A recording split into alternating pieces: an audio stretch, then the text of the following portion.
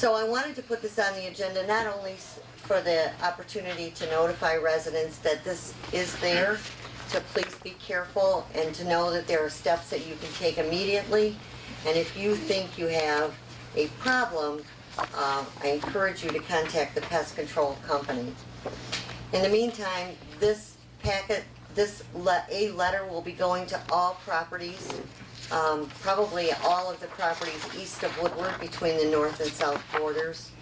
And the city will identify probably about 20 to 25 properties that we know may be a harborage for rats. So just know that this is out there and that the city really needs your cooperation to clean up your yard, get rid of bird feeders. If you have animals, dogs, scoop the poo, and you know, make every effort you can to at least make it less attractive for rats, and we will move them on.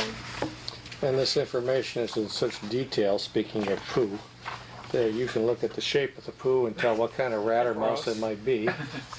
And there's also in here items that you might think are in your own yard, you might think pose an attractive place for rodents to live, but that do. And so you may look at your own home and say, there's nothing in my backyard that would attract rodents, and then look that you have your firewood stacked on the ground as opposed to up on a stand, for instance. So all of that material's in here. All of that's in here. There's some excellent tips, and like you said, I think it's good educational material because some people may not realize that a bird feeder is certainly an attraction for rats. And even if they're prominent at a neighbor's house 2 doors down, and the story is, I had a resident come in and she put out a trap for an animal that she had borrowed from the city to put it out, and she caught a rat. And so she put the trap out again because she didn't catch the animal and she caught a rat. And she and I had a pretty good giggle on the phone about it because it was like, stop putting the trap out. Don't trap them because you're bringing them to your property. We were able to identify immediately the property near that home that was just in an absolute condition that was perfect for rat infestation. That property was given a warning, and we don't fool around with this, and it was cleared as of Monday of this week. There were recently letters that went out to properties, again, on a street on the west side of the city because the police noticed a great amount of brush and bramble plant material up near the 696 wall, and the chief took care of that by notifying residents right away. So we will make every effort to do what we can to, again, rid ourselves of these creatures. And then, Sherry, you're asking for a motion to... Could I suggest to do the DPW? That's Only if you come to the here. okay, Mr. Costello. You'll sit here next time. I'll wear my ankle brace.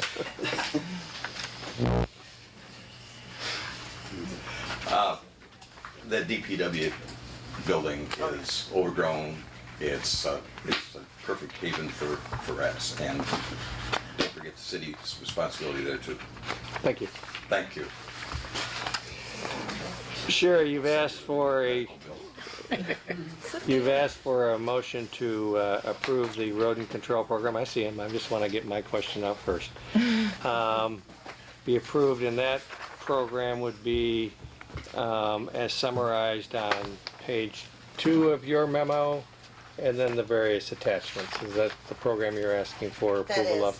Because there will be some expenditure and for the mailings and printing. So I just would like the city to be aware of it, city commission to approve that expenditure as well. And then Amy, if approved, if you could include a copy of page 2 and then just make reference to the attachments of the June 7th, 2012 memo in the minutes, then we'll have a record of what was acted upon. Yes, sir. Jay Foreman, 79 Maple Field. Just a quick question regarding the rats. The things that were mentioned, firewood piles that are not a certain height off the ground, are any of these things tied to code? I believe certainly the firewood piles are. And we just received this tonight, so I can't tell you everything that's in here. I just was glancing through it and saw the picture of the firewood piles and use that as an example. So these could be cited. Yeah, I think they're supposed to be They 18 are. inches, aren't they?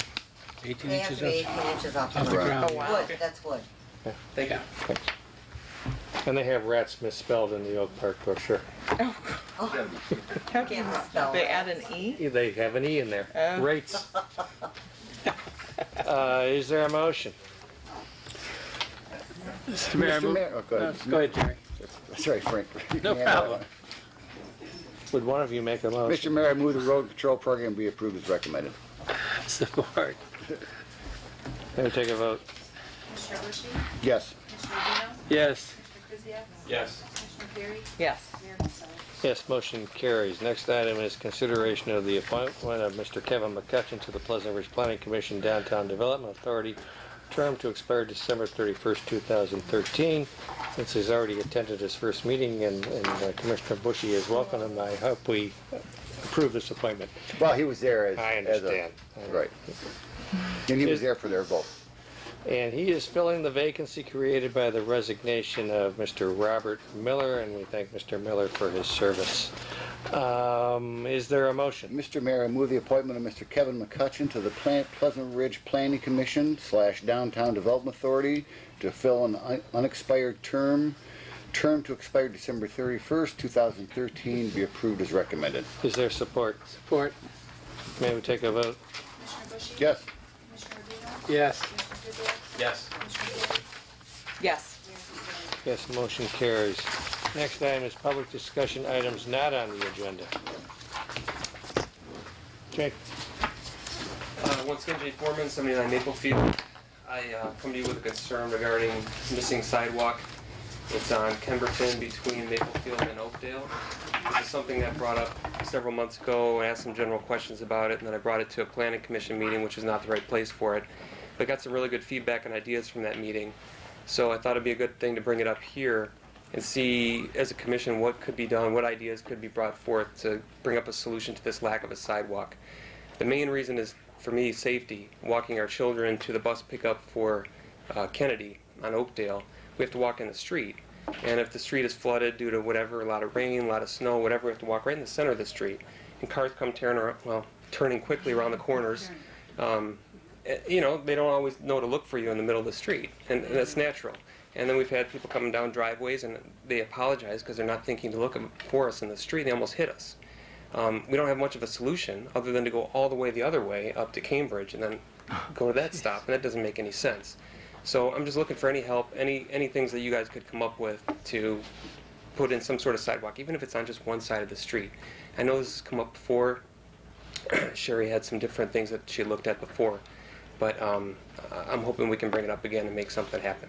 Sure, I know you had something in the memo, I think in the last week, but I can't remember exactly what you It said. wasn't last week's memo. That's because Jay attended the planning commission meeting, so I brought it to your attention as I said I would. And as I informed Mr. Foreman at the planning commission, this is something that the city looked at, not in depth, and not a lot of research was done on it, but the engineers took a look at it when the street of Kemberton in Oakdale was under construction. There's only one side of that street where a sidewalk could be put in, and it wouldn't be an easy thing to do because there are utilities, obviously, there's a pole, I think there's a tree. I mean, it could be done no different than we do other streets. It's really not a missing sidewalk, it never existed. So for whatever reason, when the city was, when the homes were built, the one resident on that street apparently did not pay for a sidewalk, and the city did not put a sidewalk in. But when homes Let's are go built, assess that person. yeah, I know. And if you don't know, but when homes are built, when they're originally built, the lots are sold. When a city puts in a sidewalk, the cost of that sidewalk is assessed to the property owners. Other cities have faced this, as you know. There's many cities around us that still have some roads that are dirt roads.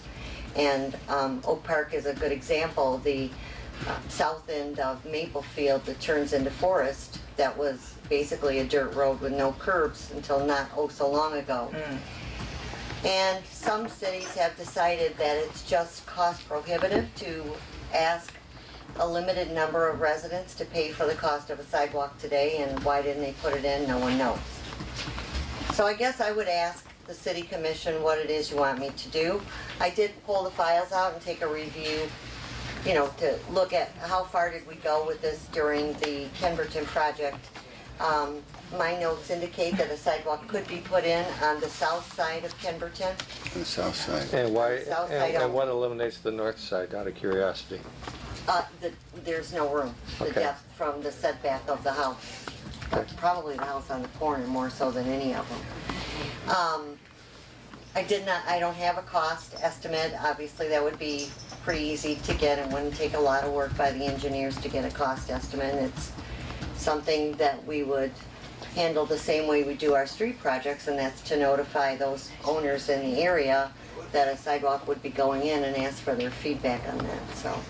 And Tell me what it is you'd like me to Well, I would do. think that as cities have been developed in Michigan, with the homeowners being responsible for the paying of the existing sidewalk and then repaving of it in later years, doesn't mean that in a given case we couldn't decide to pay for the cost of a sidewalk unless there is some statutory prohibition of doing that or charter prohibition of doing that. I'm not aware of the latter. I have no clue as to the former. But secondly, a starting point would be to determine whether we even have an easement over those properties. We do. Do we have an easement? Okay. We do. There's plenty of room on the south side of the street. I'm not talking about easement as far as room. I'm talking easement in the sense of a legal right to put a sidewalk without having to condemn the property. I'll verify that, but I'm pretty sure that's what was showing on the documents from the engineers. But I'll verify. They looked at title work. I mean, they really need to look at title work and tell us there's an easement there. I'll find out. Okay. I mean, if you want me to. I think we ought to haven't look. had I would. I think we ought to look at it. I think we ought to find Okay. out what the costs are and what the impediments, if any, Okay. are, and then we can make a decision. Okay. Right, I agree. I support that. Thank you, Jay. Thank you all. Thank you, Jim. Could I ask Jay a quick question? Sure. Have you talked to the resident at all by chance? Because I know you probably walk that area a lot. And asked them, No, what do they think of a sidewalk? I have, you mean the people whose house it would Yep. affect? No. I'd be Okay. happy to talk to them, though. Okay. I don't No, think, you don't have to. I don't think they're gonna be happy. Yes, it's your job. You want that sidewalk? Yeah, Sidewalk I'll talk art to to him. come. yeah. Other items not on the agenda. Yes, ma'am. Jean Russell of 65 Devonshire. I personally would like to thank the commission for their support of Ridge Roots, our wonderful community garden. And I would like to invite everybody to stop by and see it. Thank Thank you. you. Thank you. Any other items not on the agenda?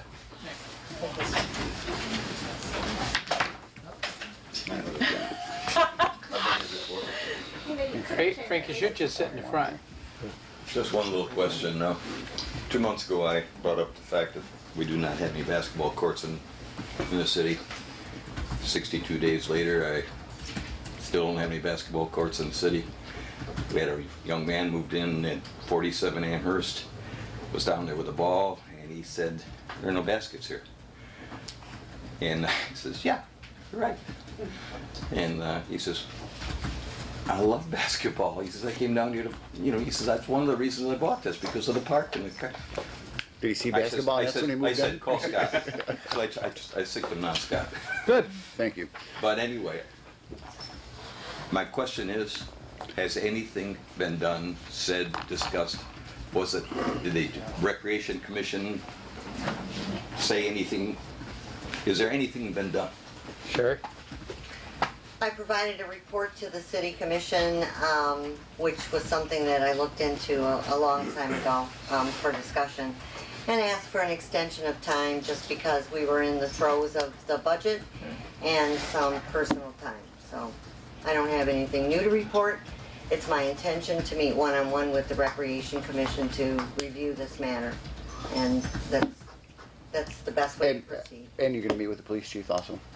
Absolutely.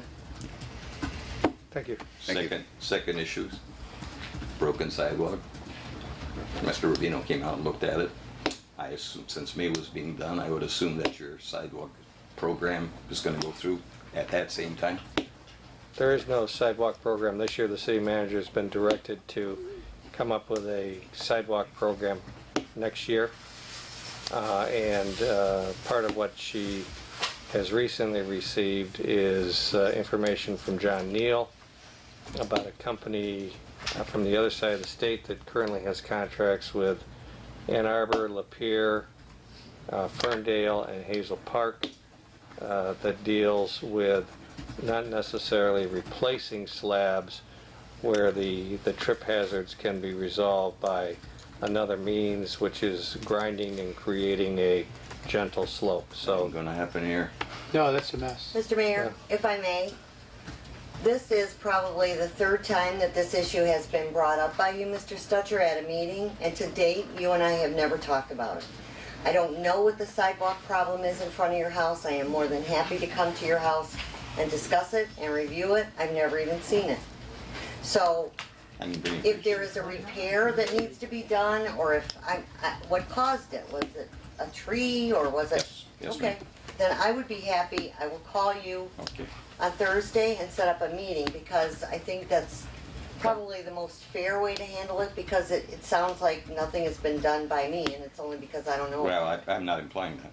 Okay, I've never. I feel that way I've though, never when you bring it up and I've say never, nothing's been never done. It's suggested like, I it, don't know never what to implied do. it, never brought up negligence or. I know. and nothing. I know.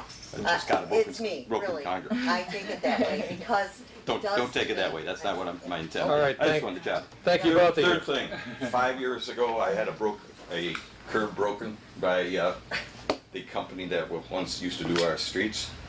And each year it's getting bigger and bigger and bigger. Now I have brought that, and I think I did call you about that. I We did talk about that. That's And when I the did talk street to was Scott about it. replaced.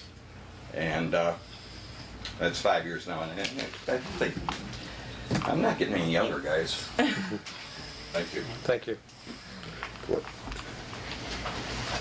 On any different issue not on the agenda?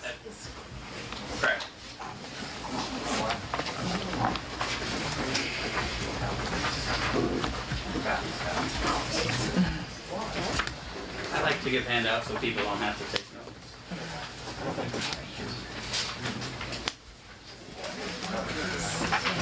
This one will just be 2 minutes or so. This time I'm watching. Or so. Thank you. Or so can be a minute 30, so. Or the other way. I wasn't able to attend the May meeting, but I did watch the meeting on YouTube. I guess I just have some concerns about the EBIT grant. When I looked at all of the documentation from the state, every piece of documentation, the application, the program tips, the grant, and the payment request form all indicate that feasibility studies or shared service analysis are only paid at 25% and not paid at 100%. At the meeting a month ago, it was pretty much represented to the people at the meeting that we would be getting a 100% reimbursement of a feasibility study. So my concern is, how are we going to accomplish that? It was also mentioned that there was a contingency that the state had to accept the changes from Sherry's letter. But the question is, does Sherry's letter even indicate that the study is a feasibility study? We haven't seen the letter, I haven't seen the letter. So in very short fashion, I'll just say that since everything on the state side says feasibility studies and shared service analysis, which are considered them, are only reimbursed at 25%, either last month when the commission was talking to the residents and presenting it as a 100% paid feasibility study, or at the time in the future when we submit our payment request form, which specifically has hard-coded on the form 25% for feasibility studies, we are somehow either going to be deceiving the state and claiming this feasibility study is an actual merger study, or we were deceiving the residents last month into believing that this is a feasibility study, but it's some other type of study. So those are my comments.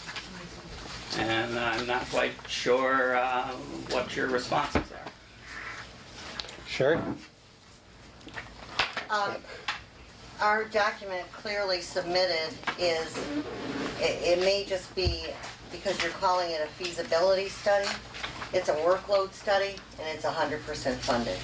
So everything we said last month about feasibility studies and no commitments and, There are no commitments to any funds. And it was also mentioned as a workload study at that time. so it's a workload study and not a feasibility study. Well, what's the difference? The difference? The difference on the form says if it's a feasibility study, you Well- get paid 25%. Okay, And the difference is, understand. at the meeting last month, okay. there were numerous statements made about this being a simple feasibility study Workability so study. we can learn more. I Workability. think Sure. it's just to the sake, so that people don't think anyone is being deceived, because they aren't. The title of the proposal is a workload study, and that's what the state understands, and that's how it's referred to, and I think it's probably referred to as a study. So, that answers the question, Mayor. Thank you. Thank you. Okay? Any other items not on the agenda? City manager's report. Well, Mayor, I guess I would restate that the Maywood people don't construction get up, do they? project will Jesus start Christ. sometime shortly after July 4th. And there will be a public informational meeting scheduled on June 25th. Excuse me, the city manager's talking. Excuse me, the city manager's talking. Thank you. Next week on June 25th at the community center. I'm sorry, Sherry, I couldn't hear what you said about it That was after July 4th. relative to the Maywood reconstruction project. June 26th, Tuesday. Yes, thank you, sir. Wait, what? I'm sorry. That's the Maywood reconstruction Okay. project. When is that? That's June 25th, that's for the June. residents that live on Maywood, 25th. who will be under construction very soon. I'm pleased to tell you that the city has planted nearly 108 trees within the past month, and that is due largely to the generous donation by the Pleasant Ridge Foundation. We did receive a DTE tree planting grant, and there were some additional funds that the city receives as part of its citywide garage sale fundraising event. So some of those trees have attached water bags, and we beg and plead and encourage the residents that received a new tree to please water the tree daily. Or if you want to purchase the water bags and fill those on almost a daily basis, it does provide the exact amount of water, keeps that soil moist. And we already, I know there's a couple trees that we are watering as well, and we will do that probably for the next couple of weeks to ensure their root growth. Excuse me, Mayor. I'm sorry, Sherry. Go right ahead. I don't know if this is the right time, but I know, Yep. I've had a lot of positive feedback about the tree program. There's a lot of residents who I've talked to are just really ecstatic about some of the trees that have gone in, and they see, these are people who obviously understand, our one of the things we all treasure about our community is the trees, and they really appreciate the donations that have been made and efforts that have been made to restock our trees in this community. I did have a few residents, though, who directed my attention to some plantings that were not of the best health. There some with brittle branches, some obviously bark damage. Some of my conversation, and I don't want to pass on bad information, that's why I'm asking you, are these trees covered under a warranty if they are not survivable trees, or they're in a condition that's not going to allow them to grow? Will they be replaced?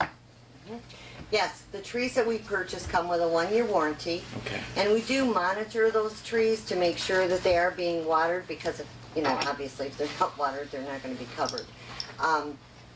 And if we notice that a tree is in distress, we send the resident, a kind reminder, please water your tree. We've noticed that it's, under stress. Mm-hmm. But if anyone has any concern about the health of a new tree that was planted, just drop me an email or a phone call. Okay. And we'll have our arborist take a look at it right away. I think that's great information for residents, you know, Yes. because obviously you, Scott, cannot be monitoring Right. the Every many tree. trees that were planted, so I would encourage That's residents. Amy's job. Yeah, I would definitely encourage residents, if they identify a tree that they're concerned about, to contact you. absolutely. And we will take a look at it. Which is your preferred email address, Sherry? City manager Okay. at cityofpleasantridge.org. Sherry, one other note on the tree planting. I understand there's discussion with the foundation about buying bags for all the trees that have just went in. I know they haven't voted on that yet, but They haven't voted on it yet, but, I know they're looking real seriously at it since they were part of the donation to put the oh trees in. yes, one of the trustees in the foundations asked if the city would be interested and willing to place more of the gator bags, their water bags, whatever you want to call them, if the foundation were to purchase those, and I was thrilled that they would be willing to do that. The cost of those at the hardware store, it's about $20 per bag, so we are not able to buy enough of those water bags for every tree that we plant. But if the foundation could provide those, I said that our crew would be more than willing to attach the bags, and maybe even they could get their logo printed on them, but we would certainly notify residents. I think it's a great idea. Yeah, I agree. So I hope they do that. And I've noticed at least one resident on a boulevard street dragging their hose out into the middle of the street and watering the city trees. They do, yes, they do. Most people are very conscientious about and appreciate the trees and very conscientious about taking care of them, so we're fortunate. And I think Pleasant Ridge, part of the reason it is so beautiful is those are the tree-lined streets. I will share just a little bit of information with you because I have a meeting scheduled for tomorrow. Some of you may have seen the article. Commissioner Perry forwarded it to me that was in the Woodward Talk about Berkeley and Huntington. Well, Huntington Woods did it a year or two ago. They connected with a company that offers an insurance plan for sewer and water repair, sewer line and water line repairs to homeowners. And they found how this came about, because I think Huntington Woods was one of the first cities in Michigan to sign up for it, is they are active participants in the National League of Cities. And so they send, if not all, most of their commissioners attend the meetings of the National League of Cities, and they found out about this company. And sure enough, I called them today after reading the article, and it just sounds almost too good to be true. It's where a resident is offered a policy. They pay $4 to $6 per month for the policy, and it insures them in the event there is a sewer line break, collapse, or whatever. And as you know, anyone who's gone through that is a costly repair. I explained to him a little bit about the city's requirement for a cash deposit. They work with that as well, and then residents are provided a number for 24/7 service. They try to hire a plumber within the city of the contract, or certainly within the neighboring communities.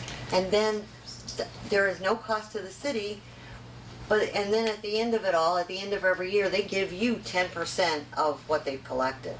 So I am going to meet with them tomorrow. I know. Yeah. And I hope, and it's not a hard sell, he says.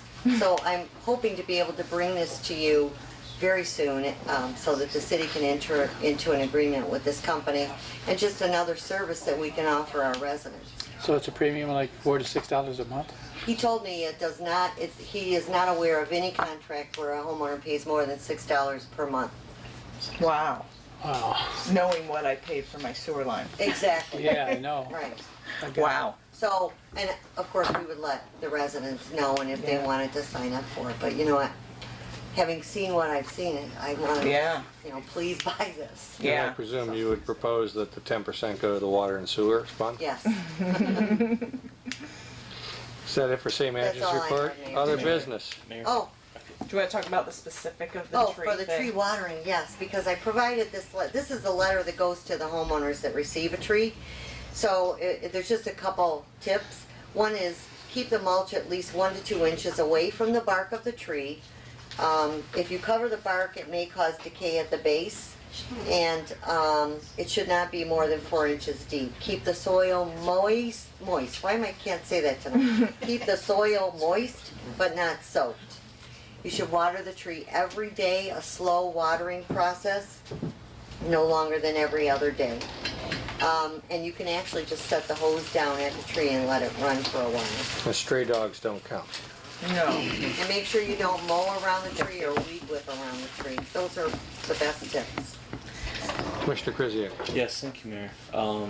Sherry, I know we've talked on numerous occasions about the Polar Yeah. environmental and upcoming public hearing that was forecast for the summer of this year. Now that we're in the summer, I was wondering if there was any developments on that as far as set a date for that.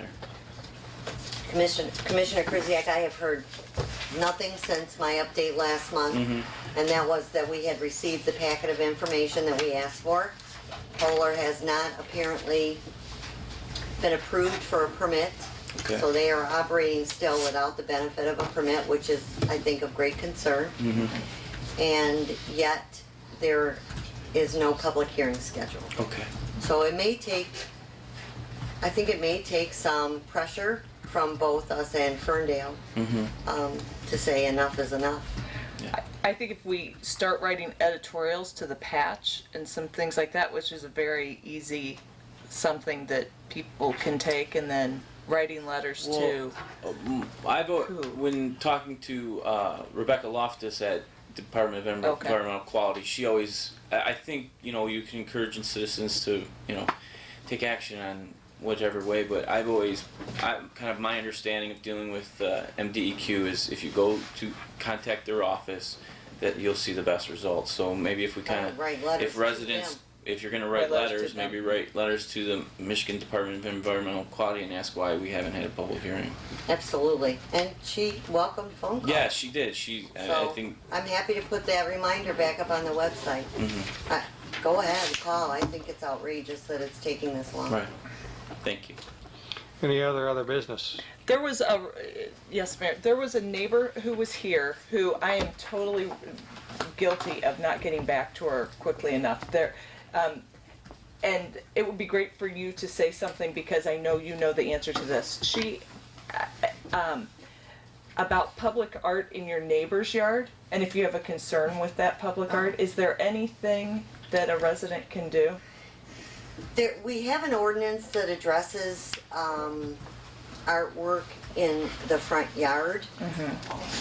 To my knowledge, it has never come into play. It's fairly new ordinance, but I'm not aware of anything you can do to prevent someone from putting artwork in their own front yard.